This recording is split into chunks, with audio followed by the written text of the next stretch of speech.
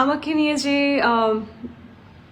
মামলা বা অপবাদের কথা শোনা গিয়েছিল, সেই জায়গাটায় আসলে কি আমার কোনো ক্রাইম আছে কিনা, আমি আজকে একটা বিষয় একেবারে ক্লিয়ারলি সবার জানার স্বার্থে জানিয়ে রাখছি। সেটা হচ্ছে 100% না। যেই ধরনের কুৎসা রটনা হয় যে আমি কোনোভাবে কাউকে আর্থিক কোনো কিছুর কারণে ব্ল্যাকমেইল করেছি কিনা, কখনো 100% নেভার, নো। এরকম কখনো হয়েছে কিনা যে আমাদের সমাজে যে জিনিসটা বলে যে টাকার জন্য কারোর সাথে বিয়ে করা, প্রেম করা, কিংবা অনৈতিক কোনো সম্পর্ক করা, কোনো সেক্সুয়াল রিলেশনশিপ করা, এমন কোনো কিছু আমার জীবনে ঘটেছে কিনা, 100% no, never, not at all.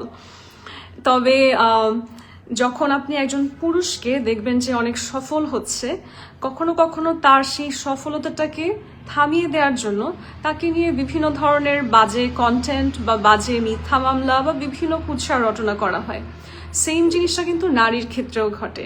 যখন আপনি দেখেন একটা মানুষ খুব সফল হয়ে যাচ্ছে, তখন তাকে দমিয়ে দেওয়ার জন্য অনেক ধরনের অপবাদ দেন। সো প্রথমত আমি আজকে যেটা ক্লিয়ার করব, 1 নাম্বার হচ্ছে যেই কথাগুলো আপনারা অনলাইনে শোনেন একটা নির্দিষ্ট মহল থেকে ছড়ানো, সেগুলো 100% মিথ্যা। আমি যদি আসলে এজ ডিফারেন্সের কথাও বলি, আমাকে জানি না আমার এটা সৌভাগ্য নাকি দুর্ভাগ্য, আমাকে আমার বয়সের থেকে হয়তো অনেক ইয়াং মনে হয়। অনেকের কাছে মনে হয় যে একেবারে ওই যে একটা কি শুনেছিলাম, উঠতি বয়সী মডেল। হ্যাঁ, খুবই ফানি একটা বিষয়।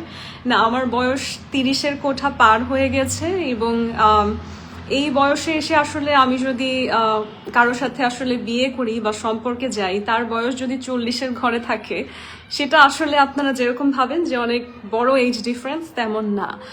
বরং আমাকে দেখতে অনেক টিন এজ মনে হয়, সামনাসামনি মনে হয় অনেক ইয়াং। এখন এটা পজিটিভলি আমি সবসময় নেই, কিন্তু দেখা যাচ্ছে যে সিরিয়াস প্রফেশনে এটা একটু নেগেটিভ হয়ে যায়।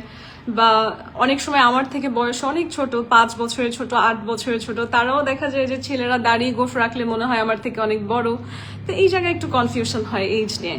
তবে আল্লাহর কাছে অনেক শুকরিয়া যে এখন পর্যন্ত আমার ভেতরে আসলে ওই যে প্রাণবন্ত যে ব্যাপার থাকে কম বয়সের, সেটা ধরে রেখেছে। তাহলে আমি 2টা বিষয় ক্লিয়ার করলাম, একটা হচ্ছে আমার প্রফেশন, আর একটা হচ্ছে আমার কোনো ক্রাইম রেকর্ড আছে কিনা। অবশ্যই নেই। এবং আপনাদেরকে আরো একটা বিষয় আমি অবগত করি, একটা নির্বাচন জেতা আর নির্বাচনের সেরা প্রার্থী বা সবচেয়ে যোগ্যতা সম্পন্ন যেই প্রার্থী যার জেতা উচিত, 2টা কিন্তু খুব আলাদা। আমাদের দেশে অনেকে বলে যে আপনি যদি রাজনীতি বোঝেন তাহলে তো আপনার নির্বাচন জেতা উচিত। এটা একেবারেই ভুল একটা কথা। কারণ রাজনীতি আসলে কোনো প্রতিযোগিতা জেতার বিষয় না। আমরা যে ওই রাজনীতি বলতে অনেক সময় ভাবি না যে খুব নোংরা কিছু, ষড়যন্ত্র করা, কিংবা হচ্ছে বুদ্ধির খেলা দিয়ে নিজেকে জয়ী করে ফেলা, এই জিনিসগুলো আসলে রাজনীতি না।